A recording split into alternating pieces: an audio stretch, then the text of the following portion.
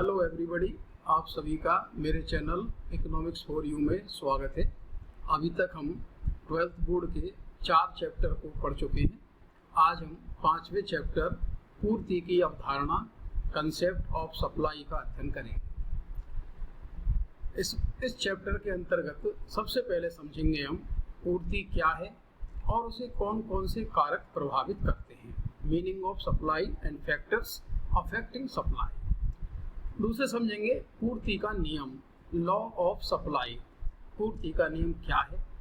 तीसरा समझेंगे पूर्ति में परिवर्तन, चेंज इन सप्लाई किस प्रकार से होती है और क्या क्या इसके प्रकार होते हैं। चौथा बिंदु इसमें समझेंगे पूर्ति नियम के अपवाद, exceptions of the law of supply. आइए आज शुरू करते हैं। पहला बिंदु पूर्ति क्या है और उसे कौन कौन से कारक प्रभावित करते हैं। सबसे पहले बात करेंगे पूर्ति क्या है।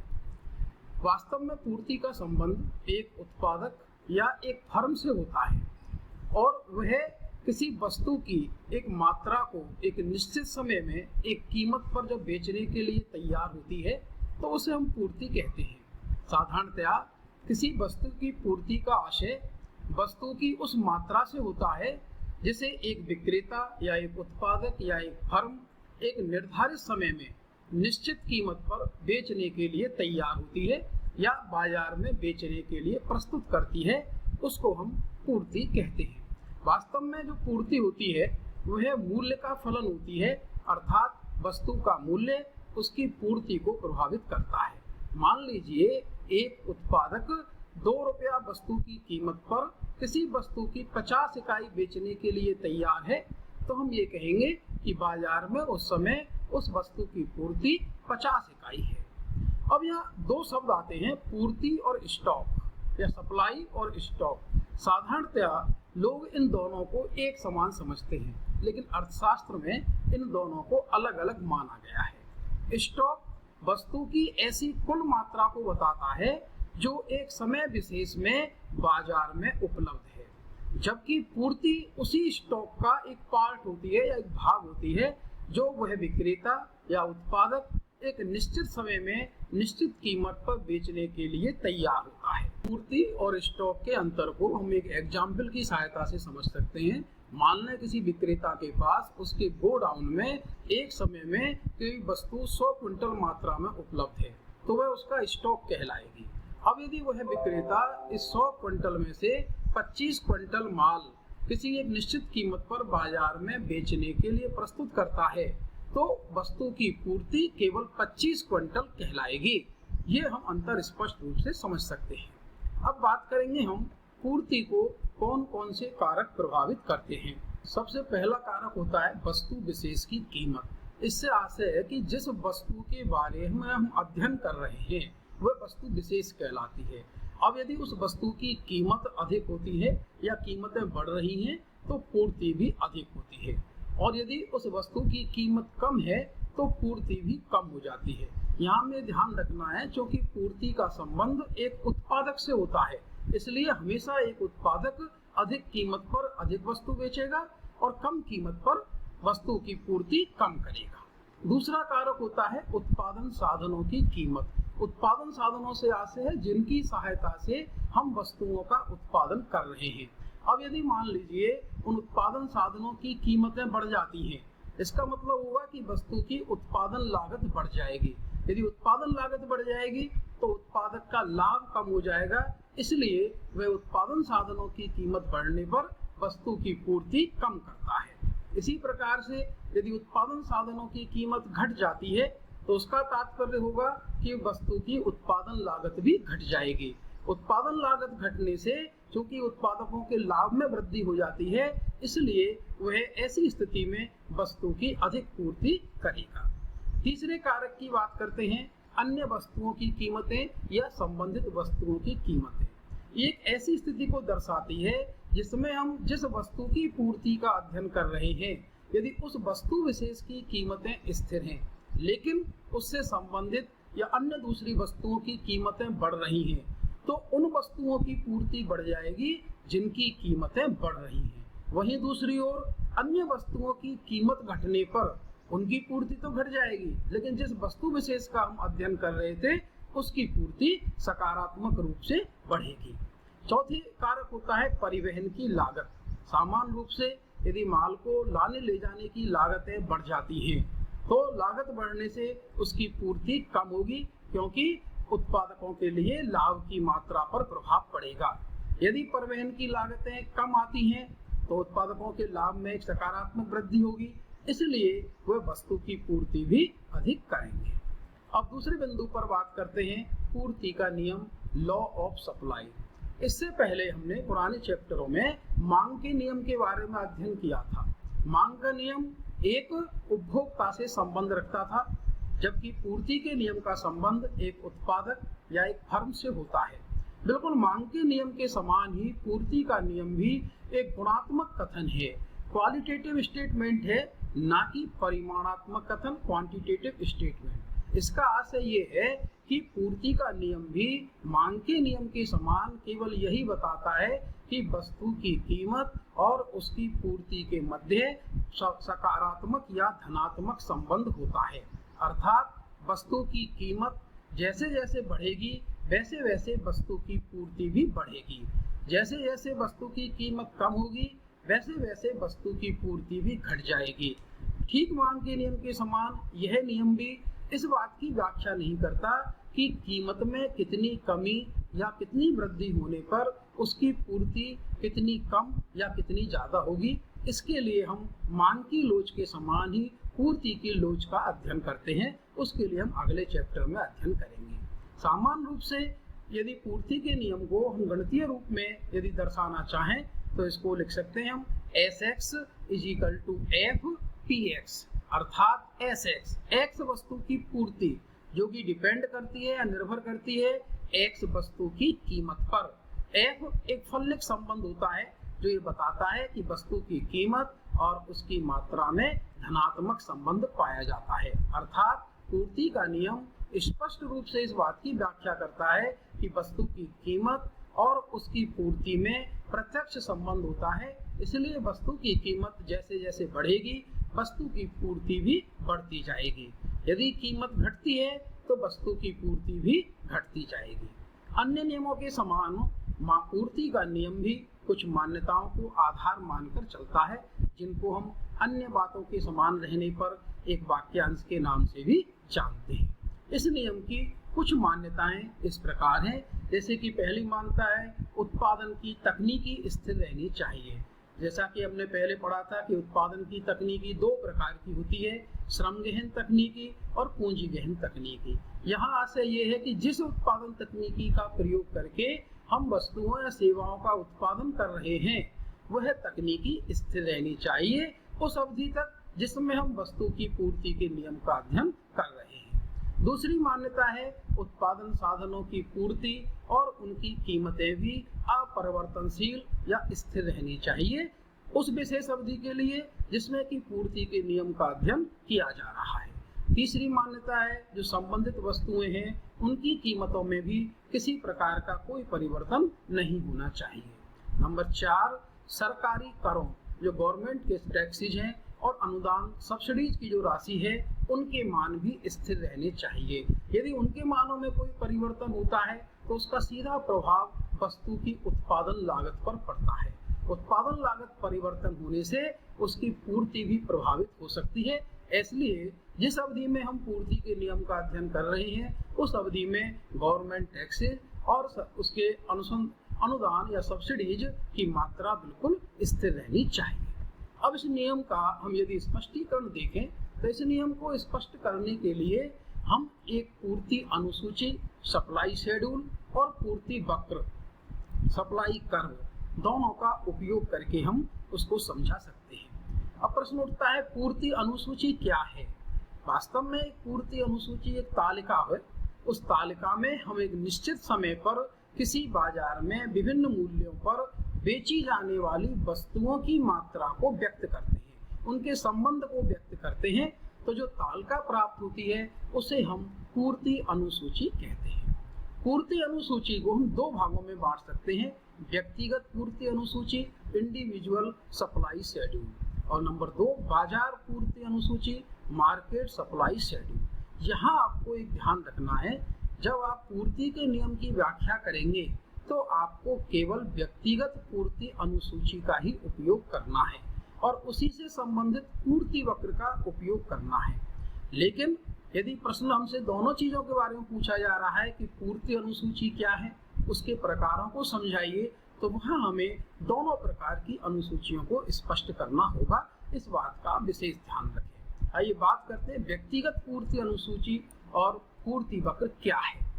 एक उत्पादक, एक फर्म या एक व्यक्ति, इनके द्वारा एक निश्चित समय में किसी एक वस्तु की विभिन्न मूल्यों पर जो मात्राएं बेची जाती हैं उनको दर्शाने वाली तालिका एक व्यक्तिगत पूर्ति अनुसूची कहलाती है। या व्यक्तिगत का मतलब है, चूंकि हम एक फर्म की बात कर रहे हैं, एक उत्पादक की बात कर रहे हैं, या हम एक व्यक्ति की बात कर रहे हैं, इसे हम एक सामान्य उदाहरण के द्वारा समझ सकते हैं। जैसा कि यहाँ टेबल के रूप में आपको दर्शाया गया है। इसमें 2 कॉलम है, वस्तु की कीमत, जहाँ पर वस्तु की कीमत को प्रति इकाई के रूप में दर्शाया गया है और ये कीमत चूंकि रुपयों में दर्शाई गई है, और वस्तु की पूर्ति। जब वस्तु की कीमत 1 रुपया प्रति इकाई है, उस समय वस्तु की पूर्ति उत्पादकों द्वारा या एक उत्पादक द्वारा 10 इकाई की जाती है। जैसे ही वस्तु की कीमत बढ़कर के 1 से 2 रुपये हो जाती है, तो चूंकि उत्पादक के लाभ में इससे वृद्धि होती है, इसलिए उसके द्वारा वस्तु की पूर्ति पहले से बढ़ा दी जाती है, जो 10 से बढ़कर के 12 इकाई हो जाती है।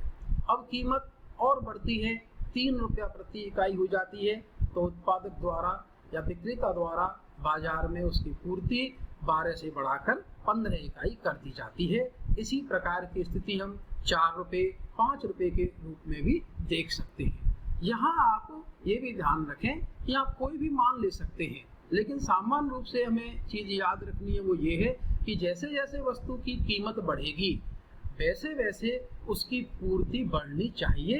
इतनी सी बात याद रखनी है और फिर आप कोई भी मान लेकर के टेबल का निर्माण कर सकते हैं। अब जो ये मान या ये टेबल के रूप में हमें जो सूची प्राप्त हुई है, ये हमारी पूर्ति अनुसूची है।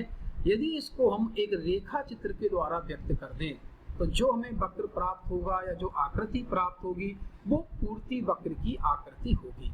जैसा कि आप इस टेबल के पास में ही देख रहे हैं कि जहाँ 2 अक्ष हैं हमारे पास, OX और OY। जैसा कि मैंने पहले भी पूर्व के चैप्टरों में भी आपको समझाया था, आप सबसे पहले अक्षों पर उसका नामांकन करेंगे। जैसे कि OX अक्ष है तो OX अक्ष पर आपने क्या लिया है, जैसा कि यहाँ पर वस्तु की पूर्ति दर्शाई गई है।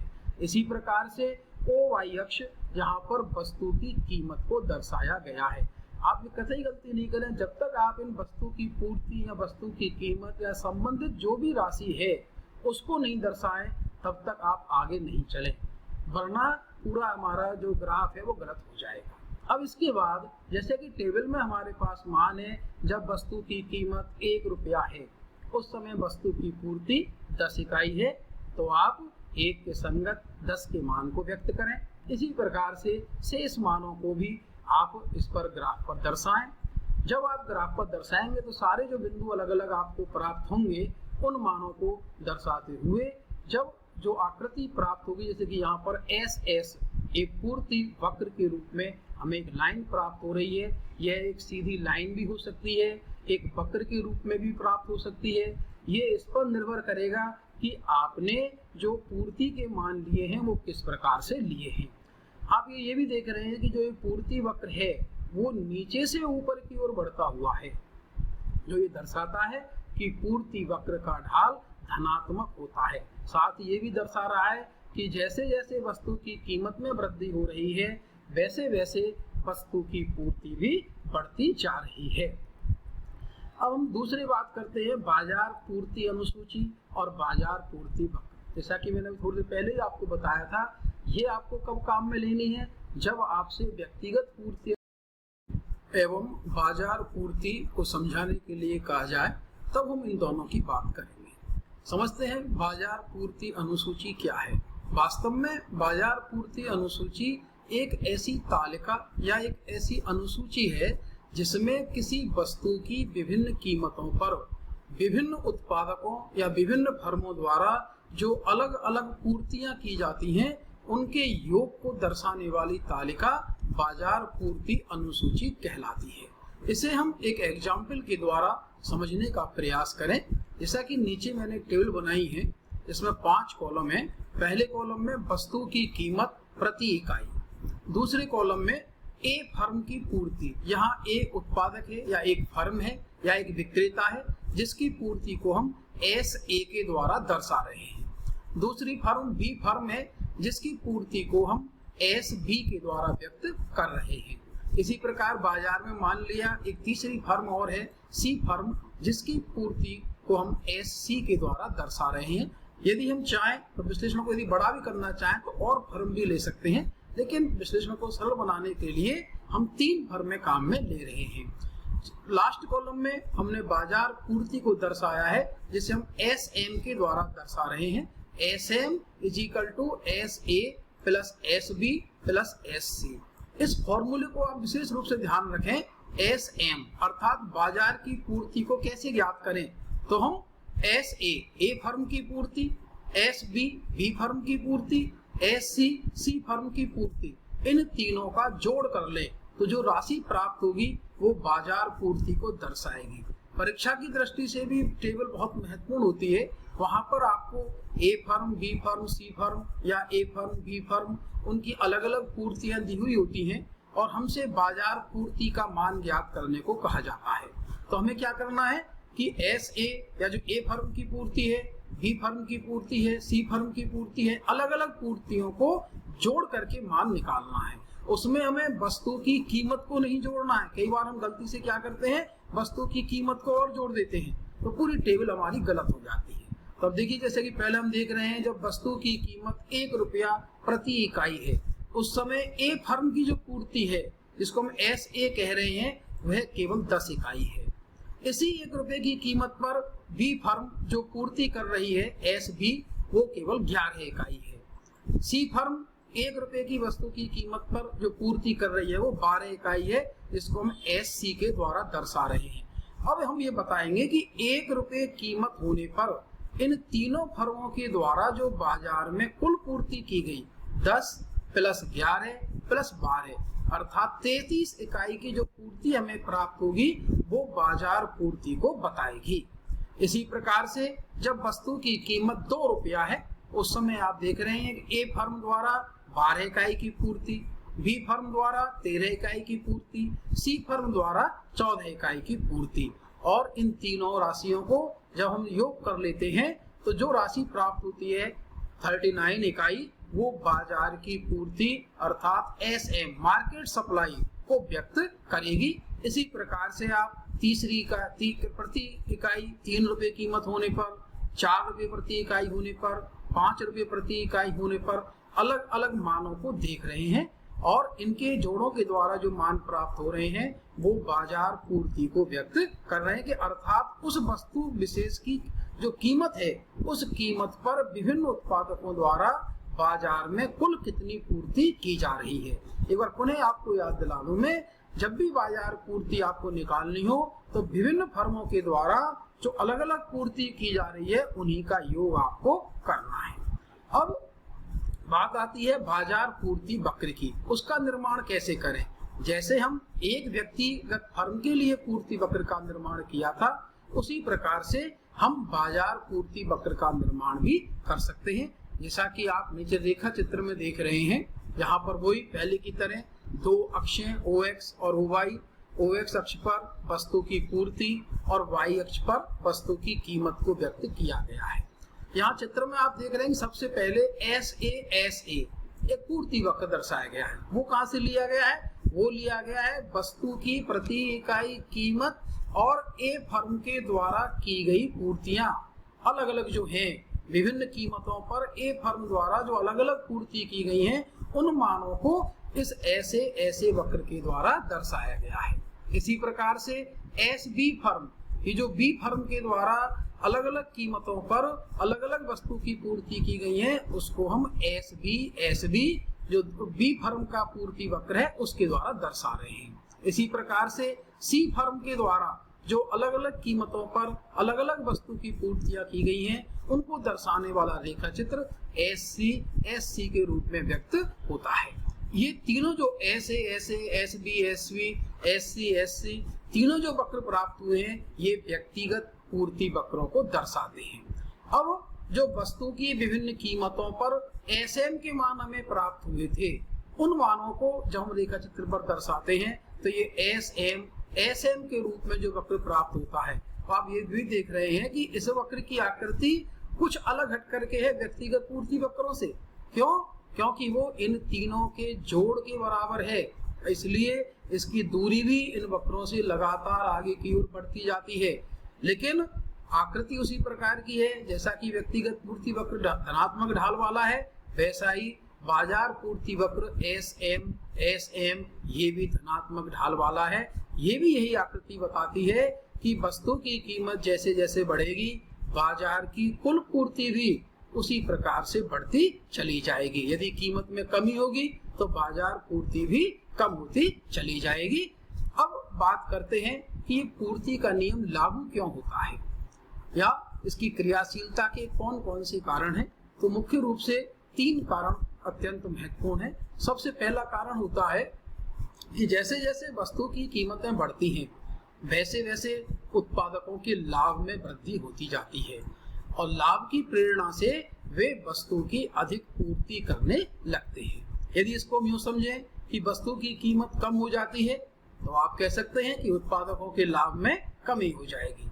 यदि लाभ में कमी होगी तो वस्तु की पूर्ति कम हो जाएगी, इसलिए पूर्ति का नियम लागू होता है। दूसरी बात करते हैं ऐसे उत्पादक जो पहले वस्तु की कीमत कम होने से वस्तु का उत्पादन नहीं कर रहे थे। क्यों नहीं कर रहे थे? क्योंकि उनकी उत्पादन लागत ज्यादा थी, उन्हें कोई लाभ प्राप्त नहीं हो रहा था। ऐसी स्थिति में क्या होगा, अब वो कीमत की जैसे ही कीमतों में वृद्धि होगी वैसे वे उत्पादक भी पूर्ति करने लग जाते हैं, अर्थात ऊंची कीमतों पर वस्तु की पूर्ति बढ़ जाती है जिससे पूर्ति का नियम लागू होता है। तीसरा कारण होता है कि अल्पकाल का मतलब कोई टाइम पीरियड से मतलब नहीं होता है, वो वस्तु की पूर्ति से संबंधित होता है कि वस्तु की पूर्ति में यदि हम परिवर्तन करने की स्थिति में होते हैं तो वो दीर्घकाल होता है और जिसमें वस्तु की पूर्ति लगभग स्थिर सी रहती है उसे हम अल्पकाल कहते हैं। अर्थात अल्पकाल में तो पूर्ति में कोई परिवर्तन सामान्य रूप से संभव नहीं होता, थोड़ा बहुत कोई मामूली परिवर्तन किया जा सकता है। लेकिन दीर्घकाल में उत्पादन साधनों की पूर्ति को कम या ज्यादा करके जैसी भी वस्तु की मांग में कोई परिवर्तन आता है उसके अनुरूप हम वस्तु की पूर्ति को भी परिवर्तित कर सकते हैं। इसीलिए जैसे जैसे कीमतें बढ़ती हैं वैसे वैसे वस्तु की पूर्ति बढ़ती जाती है और जैसे जैसे कीमतें कम होती हैं वैसे वैसे वस्तु की पूर्ति भी कम होती जाती है और हमारा पूर्ति का नियम लागू हो जाता है। अब इसके बाद के जो शेष बिंदु हैं हमारे, उन बिंदुओं को अगले वीडियो में डिस्कस करेंगे। यदि आपको किसी प्रकार की कोई दिक्कत आ रही है तो कमेंट्स बॉक्स में आप कमेंट करके मुझे बता सकते हैं। वीडियो यदि अच्छा लगे तो उसको लाइक करें और चैनल को सब्सक्राइब करें और अपने दोस्तों को ज़्यादा से ज़्यादा इसको शेयर करें जिससे सभी को इस वीडियो का लाभ मिल सके। धन्यवाद। वीडियो से रिलेटेड आपको कोई भी डाउट है तो कमेंट करके बताएं। आप लोगों को नोट्स चाहिए तो आप कमेंट कर सकते हैं और वीडियो अगर अच्छी लगी हो तो उसे लाइक करें, अपने दोस्तों के साथ शेयर करें और चैनल को सब्सक्राइब करना और बेल आइकन को प्रेस करें जिससे अगर आप अपडेट्स मिलते रहें